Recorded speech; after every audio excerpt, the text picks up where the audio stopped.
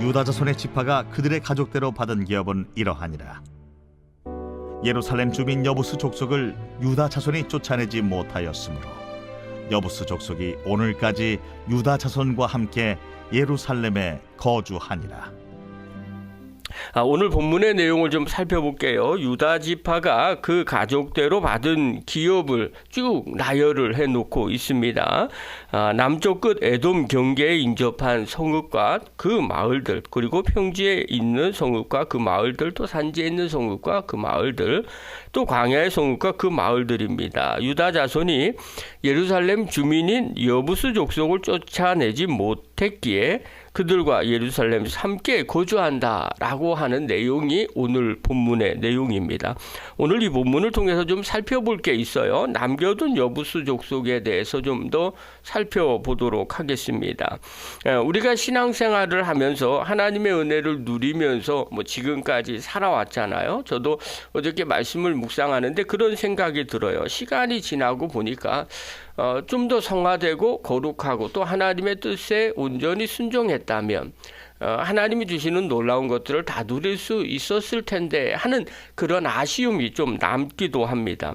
분명히 하나님이 약속도 했고 또 결단도 했는데 어딘가 한 구석에 좀 미완성인 것처럼 느껴질 때가 있어요. 그러니까 믿음의 영역이 뭔가 좀 깨끗하지 못하고 좀 아쉬움이 생기는 그런 모습들이 봅니다. 예를 들면 은혜를 누리긴 누렸어요. 또 성령 충만한 것 같아요. 그런데 뭔가 또 부족한 것도 있는 것 같아요. 그래서 2% 부족한 그런 느낌도 들어요. 신앙생활을 해오면서도 깔끔하게 이렇게 끝나지는 것도 아닌 것 같은 그런 생각도 제 안에 조금 들었어요. 이게 도대체 왜 그럴까라고 물어볼 때 너무 쉽게 생각하면 온전히 순종하지 않았기 때문에 그런 거죠. 그러나 또 다르게 보면 우리 안에 이 죄의 본성, 또 우리 안에 갖고 있었던 이 인간의 연약함, 주님 앞에 순종해야 되는데 온전히 순종하지 못하는 우리의 모습, 이런 것들이 좀 발목을 잡고 있지 않는가, 또 그것 때문에 이런 생각들이 들고 있지 않는가 하는 생각이 들어요. 오늘 본문 여호수아 15장은요 유다 지파가 받은 광대한 기업의 목록들이에요. 그래서 쭉 읽지는 않았습니다. 그런데 마지막 한 절 63절이 사실 어저께 제일 마음에 와닿았어요. 그 마지막 이 한 절이 하나님이 주시는 그 약속, 하나님이 주셨던 그 놀라운 은혜를 그냥 깨끗해 보이지 않고 뭔가 흐릿해 보이게 만드는 거예요. 63절 우리 다시 한번 읽겠습니다. 시작. 예루살렘 주민 여부스 족속을 유다 자손이 쫓아내지 못하였으므로 여부스 족속이 오늘까지 유다 자손과 함께 예루살렘에 거주하니라. 자, 하나님이 주신 땅인데 쫓아내지 못한 족속과 함께 살고 있는 장면을 성경은 한 줄을 기록을 해놓고 있는 거예요. 이 부분이 어저께 정말 마음에 와닿았어요. 우리의 삶 속에서도 그럴 때가 있는 것 같아요. 하나님이 약속해 주신 것이 있는데 여전히 함께 살고 있는 내 안에 여부스 족속은 없느냐 하는 것이었어요. 15장 유다 지파의 땅에 대한 이야기를 길게 기록을 했어요. 20절을 보면 유다 자손의 지파가 그들의 가족대로 받은 기업은 이러하니라 이렇게 설명을 해요. 이어서 남쪽, 서쪽, 동쪽, 북쪽으로 수많은 성읍의 이름들을 성경은 기록해 놓고 있어요. 우리에게는 아주 낯선 지명이에요. 그래서 읽지도 않았어요. 그런데 하나님이 왜 이렇게 기록을 해 놓으셨을까? 이 집 하나하나, 또 이 후손들, 이곳에 살고 있던 사람들이라던가 아니면 그의 후손들은 이 목록들을 볼 때 막 감격에 겨워할 거예요. 우리 조상이 아니면 또 우리의 누군가가 또 내가 살고 있는 이것이 하나님이 이렇게 해주셨구나. 그러니까 그들에게 있어서는 하나님께서 한 집, 한 가정, 그리고 한 삶의 자리를 가리키는 이름들이었겠죠. 그리고 그것을 들으면서 은혜가 되겠죠. 성경이 이렇게 자세히 기록해 놓는 이유들이 있을 거라고 생각을 해요. 하나님의 약속은요, 그냥 막연한 것이 아니에요. 추상적인 것이 아니에요. 구체적인 삶의 자리라는 것을 하나님은 가르쳐주기 위함인 거죠. 그리고 우리가 아무 때나 대충 사는 것이 아니라 하나님은요, 그 이름까지 아시고 경계까지 정해 주시는 하나님이시라는 것을 우리가 알 수가 있더라는 거예요. 그런데 맨 마지막 줄에 아주 의미심장하게 결론을 또 하나 내리는 거죠. 예루살렘 주민 여부수 족속은 이스라엘 유다 자손이 쫓아내지 못함으로 여부수 족속이 오늘까지 유다 자손과 함께 예루살렘에 거주하니라, 이렇게 기록을 해놔요.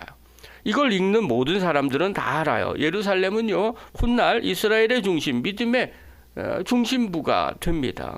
그런데 지금 어떤 상태로 있는가? 쫓아내지 못한 족속이 오늘까지 함께 살고 있는 상태라는 거예요. 하나님은요, 땅을 전체를 다 주셨어요. 그런데 유다는요, 끝까지 쫓아내지 않은 영역을 남겨둔 거예요. 어쩔 수 없이 쫓아내지 못할 수도 있어요. 애쓰고 힘썼는데도 쫓아내지 못할 수 있어요. 그러나 그냥 하다가 중간에 포기한 경우 쫓아내지 못할 수도 있는 거예요. 그러니까 중요한 것은요, 쫓아내지 못한 그 영역이 아직까지 우리 안에 있더라는 거예요. 우리가 신앙생활하면서 묵상하면서 그런 생각이 들어요. 하나님은 다 주셨지만 우리가 이 정도면 됐어 라고 생각하고 남겨둔 부분이 혹시나 있지 않을까. 실제로 그런 경험들이 많이 있어요. 유다 지파는요, 가나안 땅에서 큰 승리를 맛보았어요. 그런데 예루살렘의 여부수만큼은 끝내 내버려 둔 거예요. 이 여부수 족속 때문에 훗날 이스라엘 역사 속에서 끊임없이 갈등과 그리고 문제의 씨앗이 돼버립니다. 이 말씀은요, 오늘 우리에게도 동일한 것 같아요.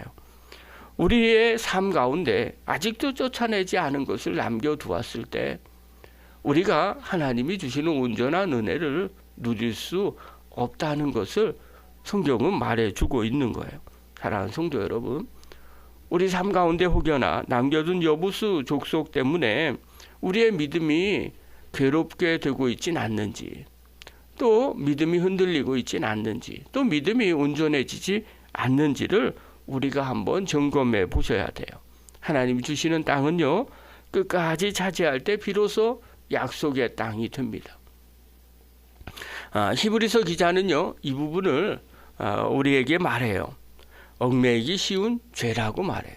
히브리서 12장 1절에 보면요, 이러므로 우리에게 구름같이 둘러싼 허다한 증인들이 있으니 모든 무거운 것과 얽매이기 쉬운 죄를 벗어버리고 인내로서 우리 앞에 당한 경주를 하며, 이렇게 말합니다.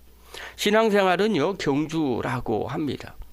그런데 무거운 것과 얽매이기 쉬운 죄를 벗어버리고 인내로 경주를 하라는 거예요. 저는요, 이 말씀을 묵상하면서 늘 생각이 들어요. 인내로 왜 하필 경주하라고 하는가? 경주는요, 신앙생활은 인내 없이는 신앙생활 할 수 없다는 걸 말해 주는 거예요. 인내는 무엇을 의미합니까? 내가 하고 싶은 대로 평탄하게 되는 게 아닙니다. 그 길은 힘들고 어려운 길이라는 걸 성경 자체가 말해 주고 있는 거예요. 내가 참지 않으면 안 되는 거죠. 내가 힘들게 그것을 바라보고 있지 않으면 안 된다는 거예요. 그러니까 인내는요, 다른 말로 표현하면 내 안의 괴로움이에요.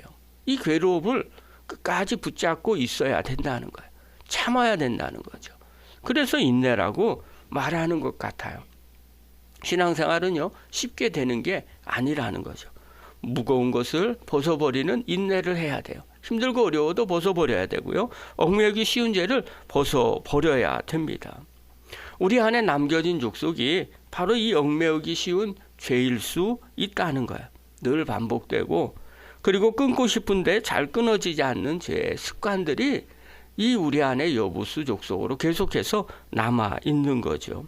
버려야 할 줄 알면서도 여전히 붙잡고 있는 태도, 끊어야 할 줄 알면서도 계속해서 허용하는 습관들, 이 정도면 괜찮지 하고 남겨주는 작은 타협들, 그것 때문에 우리가 제대로 달리지 못하고 또 제대로 하나님의 은혜를 누리지 못하게 된다는 거예요. 성경은 그걸 말해주고 있는 것처럼 보여요. 그것까지도 벗어버려야 우리의 경주가 가벼워진다고 말하는 거죠. 또 그것까지도 쫓아내야만 하나님이 주시는 땅을 온전히 누릴 수 있게 된다는 거예요. 사랑하는 성도 여러분, 우리의 신앙을 점검하시기를 바랍니다. 제가 옛날에 본 책 중에 하나가 있어요. 제이 브리지스라는 지은이가 쓴 책인데요. 존중받는 죄라는 책이에요. 근데 거기에서 참 제가 의미심장한 것들을 젊었을 때 읽었어요. 거기에는 뭐라고 나오냐면요. 큰 죄는 성도들이 심각하게 본다는 거예요. 교회 안에서요. 그런데 작은 죄는 아주 관대하게 존중해 준대요. 허용한다. 이것을 존중받는 죄라고 해요. 당연하다는 듯이 인정해 주는 죄들이 있다는 거예요. 그러면서 이야기해요. 세상이 심각한 죄는 심각해 여기는 죄는 성도들이 심각하게 본대요. 살인이나 뭐 세상에서 이야기하는 그런 죄들 있잖아요. 그걸 아주 심각하게 본다.